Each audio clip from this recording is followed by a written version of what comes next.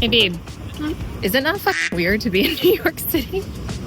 Yeah, it feels like a fever dream. We're flying from Orlando to New York City to film the Maybe Happy Ending cast recordings. Oh wait, I don't know if I'm allowed to talk about this. What was it that you were just doing? I was... A little bit of this. He is single and available. Oh my god. It was so fucking successful. Hi, welcome to a week in the life of Katharine Quinn. This is Tia and Katharine. I run social media on Broadway shows. I also produce bespoke Broadway media, and today we're flying from Orlando to New York City to film the Maybe Happy Ending cast recording. So let's go.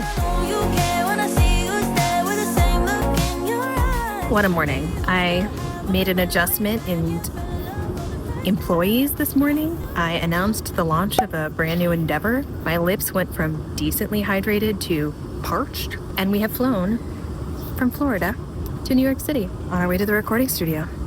That flight felt like nothing because I was so like ring ding ding ding ding about the announcement, which so far has gone well, and I'm so grateful that it got picked up, that it was in the briefing. What, are you getting great things? I got me first shot. We have different goals today. Also, I touched up my hair yesterday and it is like V-vibrant. You know, I live in La Vida Loca, you know? SOS, the recording studio is right by Schmeckery's. Hey babe, is it not fucking weird to be in New York City?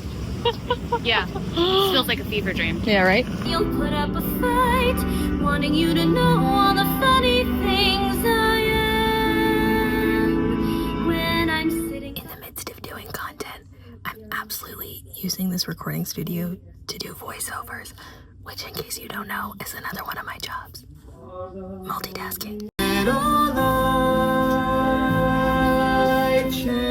This is the peanut gallery. God, I thought I was filming this whole time. Okay, a brief recap. I know. Bummer, right? Here's what you missed on Glee. Okay, so we're in the recording studio. Listen.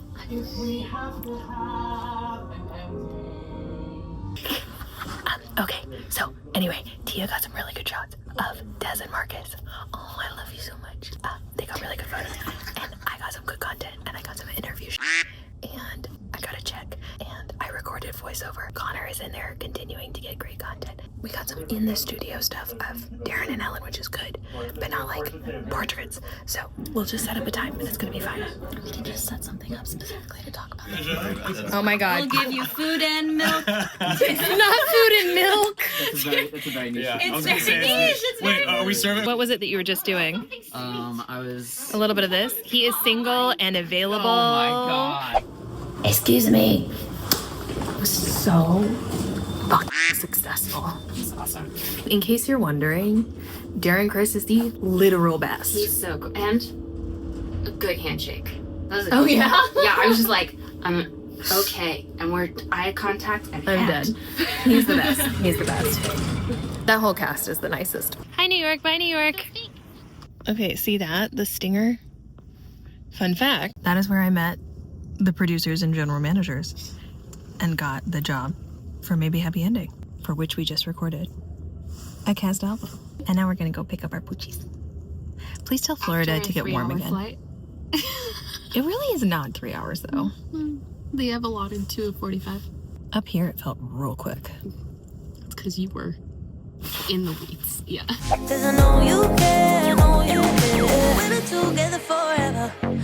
And we're back. I got a critter. I am so tired. I'm gonna sleep so hard. This day was so full of adrenaline between the launch and recording. Oh my God. So I am really excited to sleep. Still so much work to do this weekend, but you know, it's okay. Oh, do we have a Roxy? We got a Roxy bear. All right, let's go home. And by home, I mean our home in Orlando.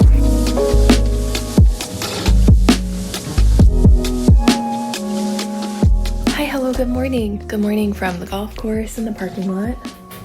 Good morning from 60-degree Florida. I'm so happy to be here. I'm gonna do this forever. I'm gonna do this forever. Unless, let's say, I'm like fucking producing a Broadway show, and the timing is such that I have to be in the city in January and February. If I can help it, I am never spending another winter in New York City. I hate it. And I know that this is, privileged. And just to be totally clear, I'm able to do this because of voiceover, not Broadway, which I love so much. But building a business is so expensive. Yeah, I'm just so grateful. Like, yesterday was exhausting, and on the drive home last night, Tia and I were talking, and I always kind of feel this way after a big, first day of rehearsal or big announcement or anything like that. And so I know adrenaline just like does a real number on me. And I, unfortunately, I had some tough calls that I had to make in the morning, and so my adrenaline was spiked really high really early. And then the announcement came, and then we flew, and then the recording. I am autistic, in case you're new here, and interfacing in large groups of people, it's interesting because I'm an introvert's introvert, but I really like leading, and I love people, and I simultaneously feel energy in the moment, working with great people, interfacing with great people, whatever. And I feel like in my purpose and in the zone, but then afterwards it's like, oh, she needs to be alone. She needs to be alone. Here in Florida has been so great because Tia and I don't live together in normal New York life. And we're kind of discovering what our groove is as well, of I require so much alone time. And so I'm just figuring out what that looks like. So anyway, in spite of just being so zonked last night, I woke up in Florida this morning to mist and 60 degrees, which, while chillier than, you may want. Oh my God, it's so nice. It's so nice. I'm continuing to learn how to run a business is basically the moral of the story, and more specifically, lead a team. Even though I am in meetings every 30 minutes, every hour of every day right now, and I'm working before and after work, Tia will not be mad at me, but be like, you were working until 10 o'clock last night. And it's true, but it's still I can have the TV on with them. And I know that's still bad balance. It's not real balance. But 3 months ago even, I needed to be in the zone at my desk from 5 a.m. until midnight, or it did not happen. It was not getting done. But I am building out a team. And I've had contractors previously, very, very part-time contractors, who did amazing work, but it's just not the same. It's just not the same. And no one else had the ownership, the responsibility, the anything of the brand and then brands that we represent. And, I'm watching them learn how all-encompassing these jobs are, and a number of them are doing this kind of work for the first time, which obviously I empathize with. It was me a year ago. It continues to be me. The thing that I'm dealing with right now is I feel that I'm able to kind of be creative again for the first time in a year, and feel a little more mental safety than I have in a year. And they have more support than I had a year ago, but I want to make sure I am protecting them. I want to expect a lot of them because I do expect a lot, and because we can and they can, and protect and support them because they're great. So anyway, all this goes to say, I don't know what all this goes to say. It's just a lot of things that I've been thinking about over the last couple of days. The launch went really well yesterday, or not launch, the announcement, which now it's really spooky scary because I'm recording this on Saturday. Our first episode is Wednesday, and I haven't locked any of the episodes. A lot of them are very, very close, and so I'm not super stressed about it. All I have shared is that I'm launching on the 15th, and so as long as an episode comes out on the 15th, the rest of the release schedule can kind of be whatever the it wants to be.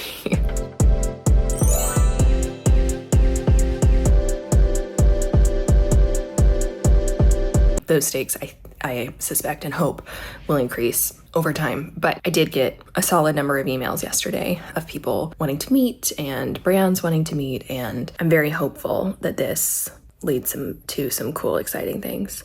I'm so grateful. I really love this life, and I love my work so much.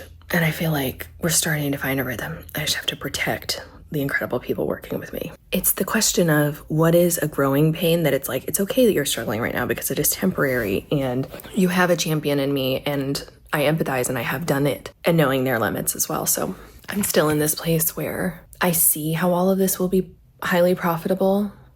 I see the paths. We're not there. What I want to say is we're doing a lot for a little. If you saw the numbers, you'd be like, that's a lot. But then if you break it down by the number of people who are busting ass to make all of this happen, it's a little. And I don't think that we're overachieving. I mean, I hope we're overachieving, but it's what should happen. I'm giving like 12 TED Talks here. I'm sorry. It's been a minute since I've done this. I had a really interesting conversation with a colleague at a big agency who I respect so much. It's really, really crazy to think about my relationships with agency, specifically this larger agency that I've been working with this year versus a year ago when they were like, who is this TikTok? And now there's been, you know, a year of collaboration and whatever. And I really, they're great people. Technically they're a competitor, but I still maintain I don't want the lion's share of the clients. It is not my MO. Boutique is the thing. 4 to 6 clients is the thing. Organic social still, certainly relative to paid media and relative to the overall marketing budget, infinitesimally small compared to the rest of the marketing budget. And it is very, very hard to scale. They won't understand what organic social can do until it does it. And even then, I feel like we've been kind of doing that for a year. You know, the people I work with, I think, get it, which is amazing, thank God. But the broader system and people outside of my tiny little orbit don't. And so every time I get a new prospective client, again, there has to be the like, am I going to give 9 months of my life for a high five? I feel like I have to be so much choosier with my clients. It's like if I were, insert big agency name here, it adds to the bottom line. It doesn't matter if it's like an out of town and then it flops or whatever. It's like, it's a client, I have the resources, I have the people, whatever. It's like, we are so tiny. If I don't pick good projects or what I perceive will be good projects, and there's so much that I don't know, you know, like you can pick something that like artistically is great, but is run poorly, you know, like there's just like never not a million variables. Just trying to make sense of it all. Okay, this has been a long TED Talk, but I'm so happy to check in. I feel like, you know, I'm finally, because that news launched yesterday, starting today, I get to like, you know, wham bam, put out all of the vlogs, catching people up on what's been happening with filming the series. And I took another week off vlogging last week. And I just feel like it's it's another big growth spurt that I'm in right now. And it feels good. I feel like I have a foundation way more than I did last year. But we are still such in startup mode, which is okay. It's okay. I'm not a solopreneur the way I was a year ago. I have a lot to learn. I'm trying to be a good leader. I'm really trying to protect, like, okay, I promise this is the last statement. And I know that I've been like circling around this already. I care so much about the team that I'm building. I want more resources to support the team that I am building. And I think I'm like working on learning how to protect whatever special sauce, whatever the thing is that I do with leading the team. The last 2 clients I've gotten have been like, now do you have a team? Yes. Great, but we're paying for you. And it's like, I have to make sure that this brand represents my work so that there comes a time where they're not like, we just need Katharine Quinn. They want my brand. Now, every new client is going to get my utmost attention because we're small and because the beginning of a brand is the most critical time. But I have to build a really strong team in order to do that. And they have to feel supported in blah, blah, blah systems and blah, blah, blah. Oh my God, quite enough yammering. Thank you. I could literally end this vlog here. Should I? Let me see if there's even anything exciting. Tomorrow is insane. I have friends of friends. Remember how I was going to end this a long time ago? I have friends of friends who, oh wait, I don't know if I'm allowed to talk about this. I'm just going to say that tomorrow, through the powers of Golden Oaks and Club 33 and heaven, I'm going to get to do Toy Story Mania a lot of times in a row, and I'm really excited about it. Should this just be its own thing though? I'm looking at this next week and I'm like, holy shit. I kind of think it should. Oh my God. Thank you.